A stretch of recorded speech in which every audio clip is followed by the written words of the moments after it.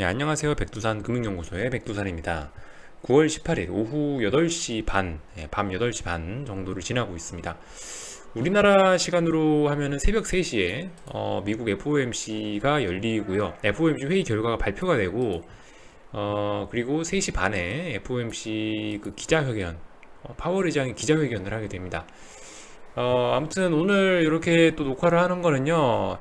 이 FOMC 직전에 오늘 시장이 어땠나를 오늘 종가를 살펴보면서 FOMC 회의 이후에 시장이 어떻게 움직일 것인가에 대한 얘기 간단히 하고 또 그리고 여러분들과 여러분들이 꼭 알고 넘어가셔야 될 만한 얼마 전에 우리 다 같이 한번 망할 뻔했습니다. 그죠? 얼마 전이라고 하면 8월 초를 얘기하실 수도 있지만 며칠 전입니다. 하루 이틀 전에 금융위기가 날 뻔한 일이 있었어요. 그래서 그와 관련된 이야기를 좀 해볼까 합니다. 먼저 금융위기가 날 뻔한 게 뭐였냐? 이겁니다. 이거부터 한번 보고 넘어가시죠. 이게 무슨 기사냐면요. 일단 내용을 차분히 좀 보도록 하겠습니다. 초단기 금리가 연 10%까지 폭등했다. 라는 내용. 무슨 내용인지 좀 구체적으로 읽어볼게요. 금융회사끼리 주고받는 하루짜리 자금 오버나잇 금리는 전날 연 6%까지 치솟았다. 오버나잇 금리는 FED 기준 금리인 연 2에서 2.25% 수준을 벗어나지 않는다. 오버나잇 금리가 이 금리를 벗어나는 것은 대형 사건이 터졌을 때뿐이다. 라고 나와 있습니다. 이게 무슨 얘기냐면요. 여러분들 금융기관들끼리 말 그대로 뭐 보통 은행이나 은행, 뭐 증권사나 증권사, 뭐 은행과 증권사, 뭐 이런 거대한 금융기관들끼리 초단기로 돈을 빌릴 때가 있습니다. 오버나잇, 뭐 하루 돈 빌리는 겁니다. 오버나잇. 그런 식으로 이 아주 신뢰도가 이 큰 금융기관들이 짧은 뭐 하루 이틀 아니면 한 달 이내로 이렇게 자금을 거래하는 그런 금리를 리보 금리라고 합니다. 뭐 유로화로 돼 있으면 뭐 EU 리보 뭐 이렇게도 표현을 하고요. 나라마다 있습니다. 나라마다 한국도 뭐 원화 리보 시장이 있고 중국도 위안화 리보 시장이 있고 뭐 어쨌든 그 이름은 조금씩 다릅니다. 어쨌든 어느 나라에나 있는 거예요. 근데 이게 뭐 말씀드렸다시피 방금 신뢰도가 가득한 굉장히 신용등급 높은 은행들끼리 하룻밤 돈을 빌리는데 금리가 몇 프로까지 올랐다고 했습니까? 연 10%까지 폭등했다고 했죠. 이 굉장히 심각한 문제였습니다. 이 금리를 여러분들 뭐 들어보신 분들도 있고 못 들어보신 분들도 계시겠지만은 이거를 좀 한 번씩 좀 모니터하고 계시는 게 좀 필요합니다. 막 가끔씩 궁금할 때 보세요. 가끔씩 궁금할 때 보세요. 보시면은 뭐 이걸 저도 사실 이 데이터를 저도 어떤 사이트에서 좀 찾아서 보여드리려고 했는데 뭐 신문 기사에 나온 거 이거밖에 없습니다. 꼴랑 이거 하나밖에 없어요. 그래서 어쨌든 이게 10%까지 올랐었고요. 10%까지 오르니까 어떻게 됐다? 그러니까 뉴욕 연방은행 페드가 나서가지고 자금 시장에 63조 원을 투입함으로 인해서 다시 금리가 떨어지기 시작했다. 그래서 다시 시장 정상화됐다라는 겁니다. 2008년 금융위기를 여러분들 이 금리가 얼마나 중요한 거냐면 이게 이제 리보 금리를 좀 하루 이틀 좀 지나서 볼 수 있는 그런 사이트인데요. 몇 군데 없습니다. 볼 수 있는 사이트가 몇 군데 없는데 2008년에 보시면 여기 솟아 있죠, 그죠? 2008년에 보시면 이 하룻밤 은행들이 신용등급 좋은 은행들이 하룻밤 돈을 빌리는데 서로 6% 이상의 금리를 순간적으로 냈던 때가 있습니다. 그러니까 쉽게 말해서 2008년 금융위기는 우리가 이렇게 얘기할 수 있겠죠. 뭐 부동산 버블이 만든 금융위기라고 얘기를 할 수 있겠지만 금융위기를 하루 이틀 전에 예측한 거는 결과적으로 리보 금리가 급등하는 걸 보고 금융위기를 알 수 있었던 겁니다.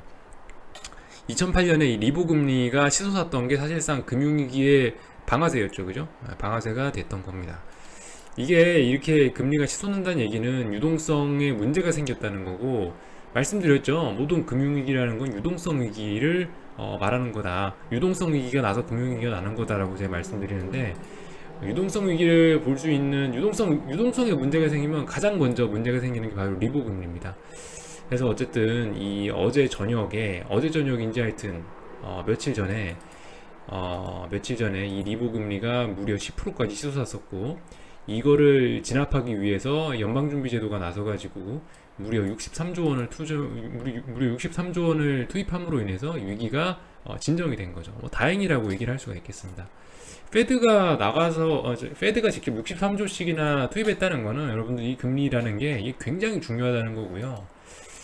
그러니까 우리는 쉽게 말해서 약간 이런 겁니다. 우리가 지구를 살고 있는데 지구 바로 옆으로 우리를 모두 멸망시킬 수 있었던 해성이 싹 지나간 거와 비슷한 그런 거라고 생각하시면 됩니다. 그래서 여기서 이 금리가 계속 문제가 생겼었더라면 페드가 63조를 공급하지 않았었더라면 우리는 또 어이가 없는 또 미국발 금융위기를 맞았을 수도 있겠죠. 뭐 물론 조금 오버해서 얘기하는 겁니다만은 솔직히 요즘 뭐 주식 뭐 어떤 자산 시장이 이제 좀 뭐 과잉된 게 있어야 위기가 난다 했죠. 사실 과잉된 것도 없고 해서 굉장히 좀 자산 가격들이 다 싼 편이기 때문에 솔직히 뭐 위기가 잘 나지는 않겠지만은 그래도 이런 게 치솟아 가지고 위기로 이어질 수도 있기 때문에 이런 거는 어쨌든 좀 그죠? 이런 일이 일어나서는 안 됩니다. 예, 이런 일이 일어나서는 안 돼. 뭐 물론 어쨌든 방금 말씀드렸던 것처럼 자산 가격이 싸기 때문에 딱히 위기가 나지는 않겠지만 혹시나 모르지 않습니까? 그죠? 2008년에 이게 치솟으면서 위기가 시작됐는데 어쨌든 뭐 이런 일이 있었습니다. 그래서 굉장히 우리 망할 뻔했다. 예, 우리 며칠 전에 폭망할 뻔했습니다. 아무튼 뭐 그렇고요. 알아두십시오. 그래서 구글에다 리보 이렇게 치면은 globalrates.com이라고 해가지고 여기서 이제 뭐 각국 통화로 된 엔화, 유로화, 달러, 프랑스, 그리고 이거 뭐냐 파운드화, 뭐 하여튼 각종 리보 금리들을 볼 수 있긴 합니다. 근데 아마 실시간이 아니고 이틀쯤 지난 거를 알고 이틀쯤 지난 금리를 볼 수 있는 걸로 알고 있습니다. 자, 아무튼 참고하시고요. 우리 그래서 며칠 전에 망할 뻔했다라는 거 한번 말씀을 드리고, 아무튼 오늘 FOMC 회의가 이제 몇 시간 뒤입니다. 그죠? 지금 오후 8시 반이라고 했으니까 한 7시간 정도 뒤면은 이제 FOMC 회의가 있게 됩니다. 오늘 우리나라 장 마감한 거 좀 간단하게 살펴보면서 내일이 어떨지 조금 얘기를 해보도록 하겠습니다. 자, 우선 삼성전자 오늘 보시면은 여기 넘어야 될 그 굉장히 중요한 저항 자리를 드디어 장대 양봉으로 넘어섰습니다. 그리고 선물도 축포를 터뜨렸습니다. 그죠? 선물도 어디였냐면 272인가 정도 되는 것 같아요. 271.9 뭐 하여튼 272 요 정도 자리를 보시면 오늘 장대 양봉으로 넘어섰습니다. 근데 제가 봤을 땐 조금 우리나라는 오늘 저녁에 미국이 좀 좋더라도 그래서 내일 만약에 좀 올라서 상승 출발하더라도 솔직히 좀 별로 좋지는 않을 것 같습니다. 왜냐면 일단 보세요. 삼성전자가 좀 더 좋았을 거라면은 오늘 FOMC라는 큰 이벤트를 앞두고 이 저항을 지 혼자 돌파하지 말았어야 되는 게 좀 더 앞으로 좋지 않았을까라는 생각이 듭니다. 오늘 이벤트 직전에 지 혼자 오버한 게 아닌가라는 생각이 좀 들어요. 무슨 말씀이신지 이해 가시죠? 오늘 그러니까 이 제일 바람직한 건 내일 이벤트 결과를 보고 나서 어떤 수급의 힘으로 이벤트란 재료를 가지고 이 저항을 돌파하는 게 좋은데 오늘 재료도 없이 지 혼자 수급으로 돌파했죠. 그러면 아무래도 피곤하게 마련입니다. 오늘 제일 바람직했던 건 제가 봤을 때 47,500원이나 600원 정도 해가지고 여기서 매물이나 소화하다가 내일 올라가는 게 좋았을 거라 생각하는데 아무튼 뭐 오늘 먼저 올라갔죠. 그러니까 제가 봤을 때 우리 한국 상황을 봐선 이런 것 같습니다. 한국 코스피와 그러니까 한국 코스피는 코스닥 말고 한국 코스피와 삼성전자는 내일 있을 오늘 그 미래에 있을 FOMC 회의에 대한 기대감을 미리 선반영했다라고 생각이 됩니다. 그래서 만약에 내일 뭐 FOMC 회의 이후에 미국이 급등을 해서 마감했더라도 우리나라 같은 경우는 내일 어떤 피로감으로 인해서 의외에 좀 이제 조정이 뭐 나올지도 모르겠다는 그런 좀 생각이 듭니다. 환율을 봐도 그렇죠. 그죠? 환율을 봐도요.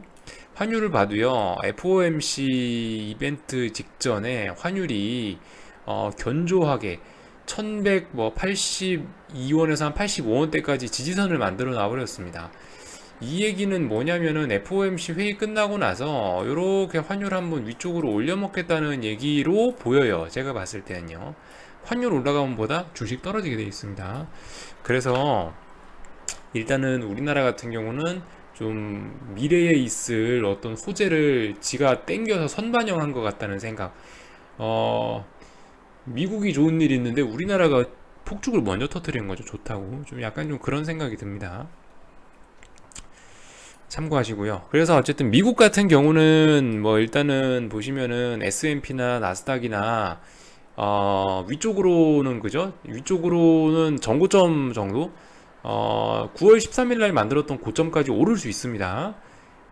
그리고 나스닥 같은 경우 9월 12일 날 고점까지 오를 수 있어요. 그죠? 오를 수 있어.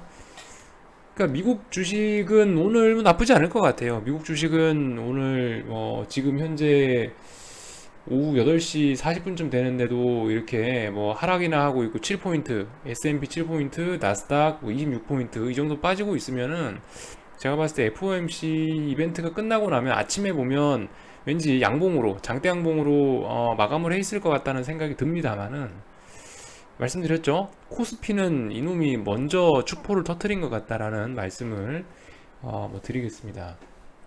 코스피 같은 경우는 조금 싸하네요. 예. 코스닥은 오늘 그래 눈치 빠르게 좀 비리비리한 모습을 좀 보여주긴 보여주던데 코스피 같은 경우는 오늘 제가 봤을 땐 이벤트 앞두고 미리 먼저 올라가지고 좀 내일 왠지 남들 좋을 때 혼자 얻어맞지 않을까라는 좀 우려가 괜히 좀 들기도 합니다. 아무튼 뭐 제 생각이고요.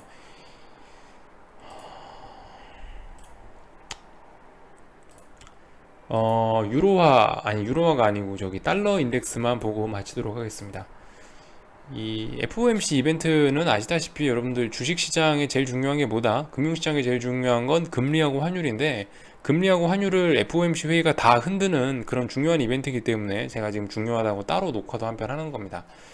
아무튼 달러 인덱스는 지금 보시면은 최근에 며칠 새 99점대, 99대에 이렇게 저항을 벌써 3번 정도 만들어 놨기 때문에 최근에 제가 봤을 때 오늘 FOMC 회의에서 파월 의장이 안 좋은 얘기를 한다 하더라도 다시 한번 올라가기는 제가 봤을 때 좀 벅찰 것 같아요.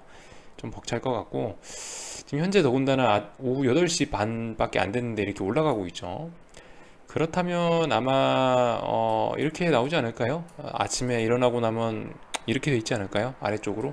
예, 왠지 뭐 그런 생각이 뭐 듭니다. 이렇게 약세로 된다는 건 뭐예요? 미국이 금리 인하하거나 아니면은 금리 인하하거나 뭐 양적완화 한다는 그런 시장의 기대가 반영된 것이 아닌지 뭐 그런 추측이 뭐 듭니다. 아무튼 뭐 미래의 일은 모르는 거니까 제 얘기는 어디까지나 참고로 하시고 각자의 시나리오 한번 세워보시기 바랍니다. FOMC 회의 새벽 3시죠.